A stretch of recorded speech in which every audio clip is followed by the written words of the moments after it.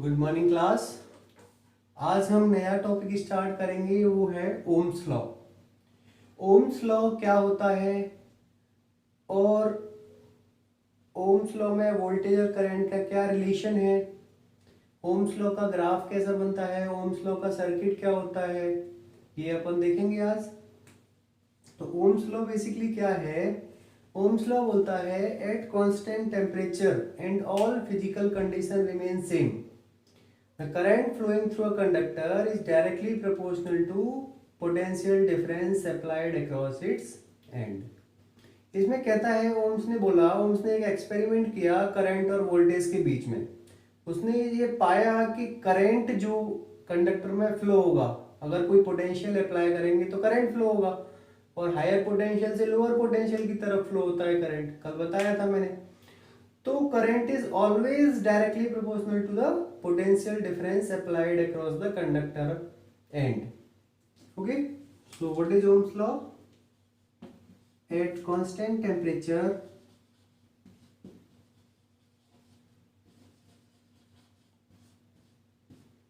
and all physical condition remain same,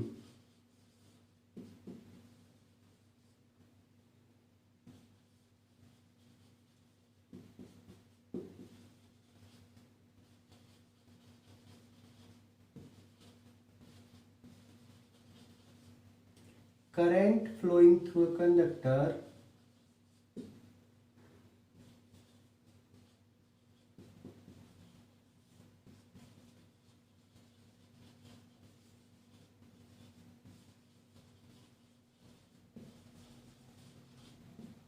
is directly proportional to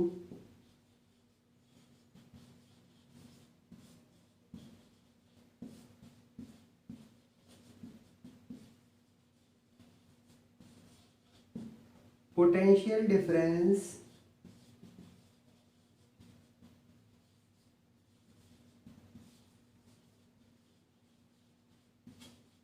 applied across ends of conductor,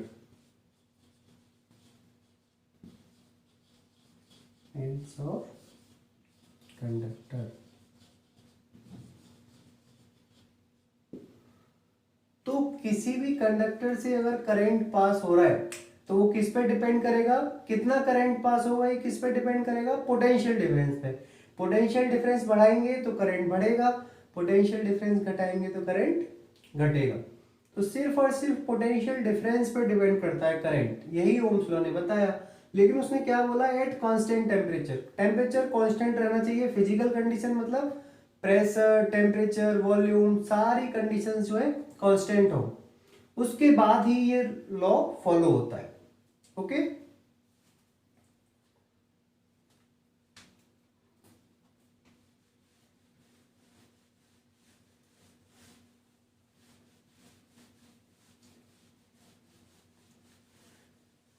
so as per ohm's law, कोई भी conductor है, मान के चलो ये, इसके दो एंड हैं, एक एंड ये है, ये पॉजिटिव पोटेंशियल है, ये नेगेटिव है, तो करंट ऑलवेज पॉजिटिव से नेगेटिव जाएगा, करंट ऐसे करके फ्लो होगा पॉजिटिव टू नेगेटिव। ये कंडक्टर के एंड हैं दो, ये दो एंड्स है, इन दोनों के बीच में पोटेंशियल क्या अप्लाई किया है मैंने? आई, और करंट क्या फ्लो हो रहा है? आई, और पोटेंशियल क्या है? V. So as per ohm's law I is directly proportional to V. Ohm's law ने यही बोला, अगर I directly proportional to V है तो V शुड ऑल्सो भी डायरेक्टली प्रोपोर्शनल टू I। अब ये प्रोपोर्शनलिटी साइन हटाएंगे तो एक कांस्टेंट आएगा, वो कांस्टेंट होता है R। R को हम क्या बोलते हैं? Resistance of conductor, resistance of conductor. Okay, R होता है रेजिस्टेंस। तो V equals to I R जो होता है वो होता है Ohm's law, where V is potential difference, I is current flowing in a conductor and R is the resistance of a conductor. तो so from here R is ratio of V and I। R V और I का, यहां से are निकालेंगे तो we upon I होगा, ये नीचे आएगा डिनोमिनेटर में। So R is the ratio of potential difference and current.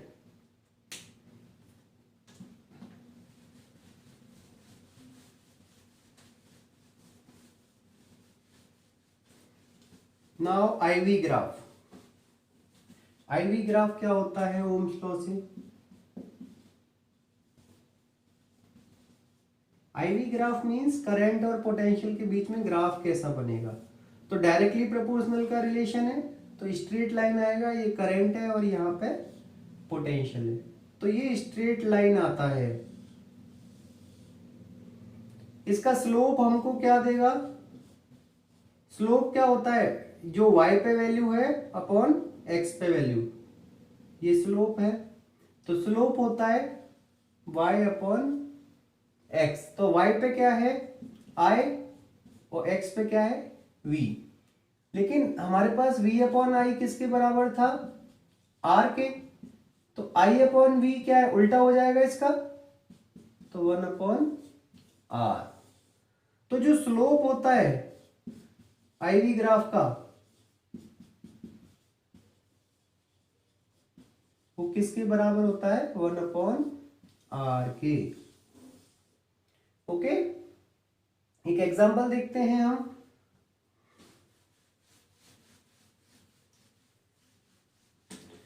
एक एग्जांपल ये है, जैसे ये I है और ये V है, एक कंडक्टर A है और दूसरा कंडक्टर B है। इन दोनों में मेरे को पूछा है रेजिस्टेंस किसका ज्यादा होगा। तो रेजिस्टेंस क्या होता है? V अपॉन आई। तो क्या हम करते हैं, एक परपेंडिकुलर ड्रॉप कर लो और यहां से एक हॉरिजॉन्टल लाइन ड्रॉप कर लो, यहां से कट हो रहा है, ठीक है। मान के चलो ये वैल्यू कितनी है? 5, और ये भी कितनी है? मैं ऐसी वैल्यू लूंगा जो डिवाइड और मल्टीप्लाई हो सके। तो यहाँ पे मान के चलो 5 है, तो ये वाली वैल्यू क्या है? 5 से ज्यादा ही होगी। कुछ आप कुछ भी ले सकते हो, वैल्यू आप कुछ भी ले लो। यहाँ पे 5 ली, मैं 4 भी ले सकता था, यहाँ पे 8, यहाँ पे 8 से बड़ी 12। लेकिन डिवाइड ऐसी हो सके वैल्यू ऐसी है, हम प्रेफर करते हैं। ये 5 है, ये भी 5 है और ये 5 है, ये 10 है। अब रेजिस्टेंस ऑफ ए अगर निकालेंगे तो वो क्या होगा? V अपॉन आई। ए के लिए V की वैल्यू कितनी है? 5, और I की वैल्यू कितनी है? 10। तो रेजिस्टेंस कितना आ गया? 1 अपॉन 2 ओम। ओम जो है ऐसा यूनिट होती है रेजिस्टेंस की, ऐसा यूनिट ऑफ R इज ओम। इसको डिनोट करते हैं ये सिंबल से, ओमेगा से। ऐसे ही आर बी क्या आएगा? V upon I. R B के लिए V की वैल्यू कितनी है? 5, और B के लिए I की वैल्यू कितनी है? 5। तो कितना आ गया? 1 ओम। तो यहां पे मैंने देखा कौन सा रेजिस्टेंस ज्यादा है, ए का या बी का? बी का है 1 ओम, ए का है 1 अपॉन 2, मतलब आधा ओम। तो R B is greater than R A. MCQ में ऐसा क्वेश्चन आ सकता है कि 2-3 ग्राफ दे रखे हैं, पूछा है किसका रेजिस्टेंस ज्यादा होगा। अब ग्राफ जो है आईवी का दे रखा है। अगर मेरे को ये ग्राफ जो है कर दिया गया, मान के चलो ये ग्राफ जो है मेरे को जो दे रखा है वो आई वी का नहीं दे रखा, मान के चलो वी आई का दे रखा है। वी लिया वाई एक्सिस पे और आई लिया एक्स एक्सिस पे, ये मुझे ग्राफ दे रखा। अब पूछा है आर ए और आर बी में क्या रिलेशन होगा, तो यहां से आर ए में निकालूंगा तो वी की वैल्यू कितनी है? 10, और आई की वैल्यू कितनी है? 5। तो आर ए कितना आ गया? 2 ओम। सिमिलरली आर बी कितना आएगा? आर बी निकालेंगे तो V upon I, this is 5 upon ये भी 5, तो क्या आ गया? 1 ओम। अब क्या आया? R A is greater than R B. अब कौन सा रेजिस्टेंस ज्यादा है वो डिपेंड करेगा, यहाँ पे I है या फिर यहाँ पे V है, ठीक है। आपको ध्यान क्या देना है, ग्राफ जो दे रखा है या y एक्सिस पे I दे रखा है या V दे रखा है, उसी हिसाब से हम निकालते हैं रेजिस्टेंस। बस V अपॉन आई निकालना है हमको। V अगर यहाँ होगा तो V की वैल्यू यहाँ से लेंगे, V अगर यहाँ होगा तो V की वैल्यू यहाँ से लेंगे, रेजिस्टेंस निकल के आ जाएगा आसानी से।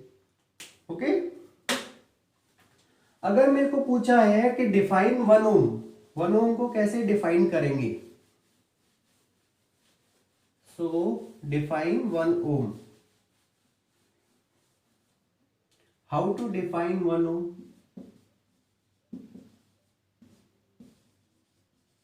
1 ओम को डिफाइन करो। अब R क्या होता है, V अपॉन I। अगर V जो है 1 वोल्ट हो और I जो है 1 एम्पियर हो तो रेजिस्टेंस कितना आएगा, 1 अपॉन 1 दैट इज 1 ओम। इसका मतलब क्या हुआ, अगर पोटेंशियल डिफरेंस में 1 वोल्ट का अप्लाई करता हूं तो करंट कितना फ्लो होता है, 1 एम्पियर। तो उस कंडक्टर का रेजिस्टेंस कितना कहलाएगा, 1 ohm. So the resistance of conductor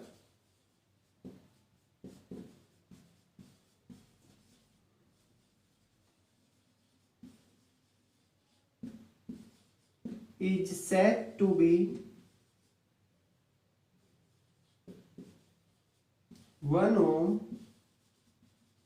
when on applying potential difference, ये पीडी क्या है, potential difference of 1 volt 1 ampere current flows through a conductor. 1 ampere current flows through a conductor. ऐसे हम 1 ओम को define करेंगे।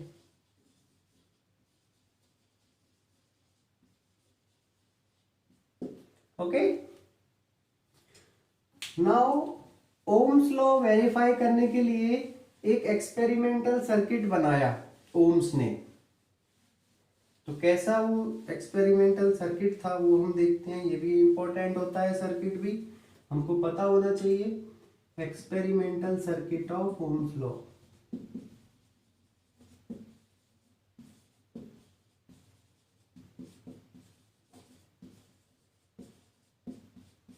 Ohm's law का experimental circuit.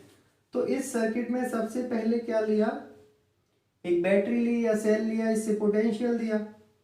अब क्या है, यहां मैंने क्या ले लिया, एमीटर। एमीटर हमेशा सीरीज में लगाते हैं। और यहां पे मैंने एक कंडक्टर ले लिया जिसका रेजिस्टेंस है आर। कोई कंडक्टर है जिसका रेजिस्टेंस है आर। अब वोल्ट मीटर वोल्टेज नापने के लिए हम लेंगे तो वो हमेशा पैरेलल में लगता है, मैंने बताया था।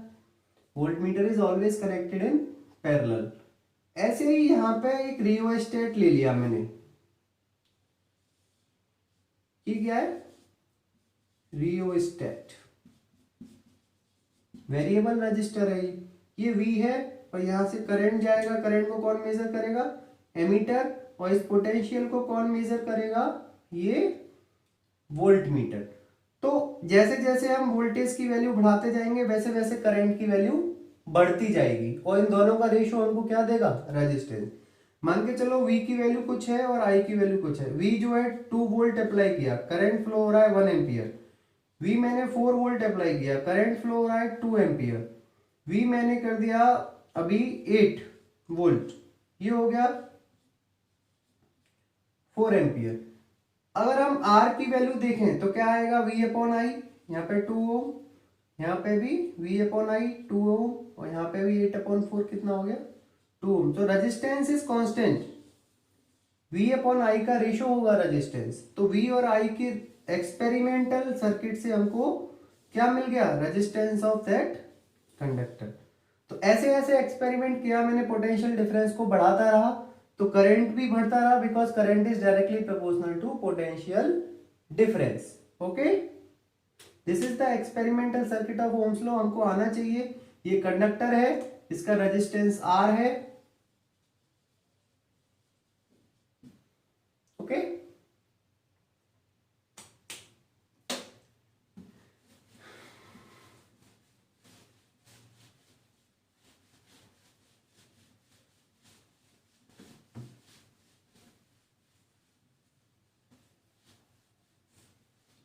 एक चीज जो पहले लेक्चर में रह गई थी, जब मैं सर्किट सिंबल पढ़ा रहा था तो एक सिंबल रह गया था जो कि ये है। ये किसका सिंबल होता है, बल्ब का। तो this is the symbol of electrical bulb, जो कि रह गया था वहां सिंबल्स में, इसको नोट कर लेना। ये इलेक्ट्रिकल बल्ब का सिंबल होता है। So this was all about Ohm's law. हमने रेजिस्टेंस भी देख लिया, उसकी एसआई यूनिट ओम होती है। रेजिस्टेंस किसका रेशो होता है? पोटेंशियल और करंट का। नाउ रेजिस्टेंस की डेफिनेशन क्या होगी?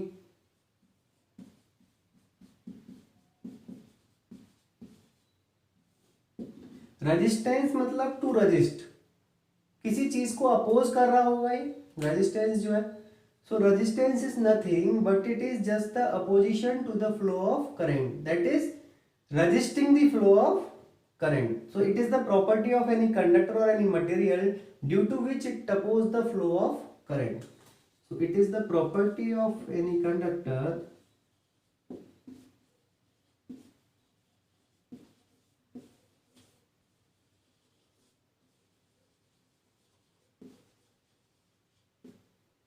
due to which it opposes the flow of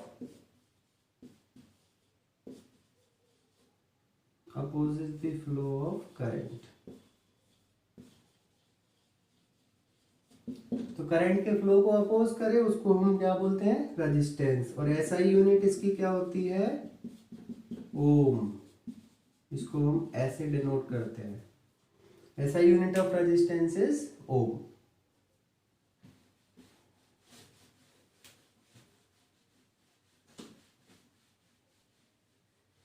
इसके बाद आता है factors affecting the resistance.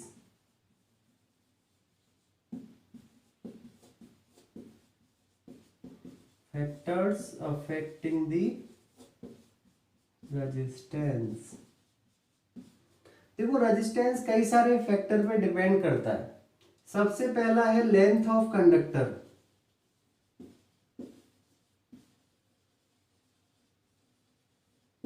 Length पे कैसे डिपेंड करेगा? एल। रेजिस्टेंस जो है लेंथ के डायरेक्टली प्रोपोर्शनल होगा। मतलब कोई छोटा वायर है तो उसका रेजिस्टेंस कम होगा, और कोई बड़ा वायर है तो उसका रेजिस्टेंस ज्यादा होगा, ऑब्वियस ही बात है। So resistance is directly proportional to L, this is first. मतलब एल अगर इंक्रीज होगा तो आर भी इंक्रीज होगा, और एल अगर डिक्रीज होगा तो आर भी डिक्रीज होगा, डायरेक्टली प्रोपोर्शनल है। Second, area of cross section of conductor. Area of cross section, इसका मान के चलो ये कंडक्टर है, तो ये जो बाहर का सर्कुलर टाइप का जो एरिया होता है इसे बोलते हैं एरिया ऑफ क्रॉस सेक्शन। ये सर्कल है, सर्कल का ही एरिया क्या होता है? Area of cross section. तो एरिया ऑफ क्रॉस सेक्शन के ये इनवर्सली प्रोपोर्शनल होता है। मतलब अगर एरिया बड़ा होगा तो रेजिस्टेंस कम होगा, और एरिया अगर कम होगा तो रेजिस्टेंस ज्यादा होगा। क्यों? Because it is directly proportional to, inversely proportional to area of cross section. इसका मतलब कोई थिक वायर है तो इसका एरिया ज्यादा होगा, मतलब उसका रेजिस्टेंस कम होगा। और कोई थिन वायर है, पतला वायर है, तो उसका एरिया ऑफ क्रॉस सेक्शन क्या है? कम होगा, तो उसका रेजिस्टेंस जो है ज्यादा होगा। So thick wire has more resistance और thin wire has more resistance. Thin wire has more resistance, why? Because it has lesser area of cross section. Thin wire और थिक वायर सेम लेंथ है। मेरे पास दो wire है, मान के चलो ये दो वायर है, इन दोनों की लेंथ सेम है। अगर इनका एरिया ऑफ क्रॉस सेक्शन मान के चलो इसका कम है, ये वाला एरिया ऑफ क्रॉस सेक्शन इसका कम है, और इसका एरिया ऑफ क्रॉस सेक्शन ज्यादा है, तो इसका रेजिस्टेंस कम होगा और इस वाले का रेजिस्टेंस ज्यादा होगा। जिसका एरिया ऑफ क्रॉस सेक्शन कम होगा उसका रेजिस्टेंस ज्यादा होगा, अगर लेंथ सेम है तो। ओके, तो दोनों को हम कंबाइन करें, इन दोनों इक्वेशंस को, अगर दोनों इक्वेशंस को हम कंबाइन करेंगे, अगर दोनों इक्वेशन को हम कंबाइन करें तो क्या आएगा? R is directly proportional to L upon A. Inversely proportional to A हो गया, directly proportional to, from first and second, from first and second. अभी प्रोपोर्शनलिटी साइन हटाना पड़ेगा मुझे, तो प्रोपोर्शनलिटी साइन को जब मैं हटाता हूं तो एक मेरे पास कांस्टेंट आता है, ये है रेजिस्टिविटी, रो। तो ये रेजिस्टेंस का फॉर्मूला होता है, और रो क्या होता है? कांस्टेंट प्रोपोर्शनलिटी का ये होता है रेजिस्टिविटी। रजिस्टिविटी क्या है? It is the property of material.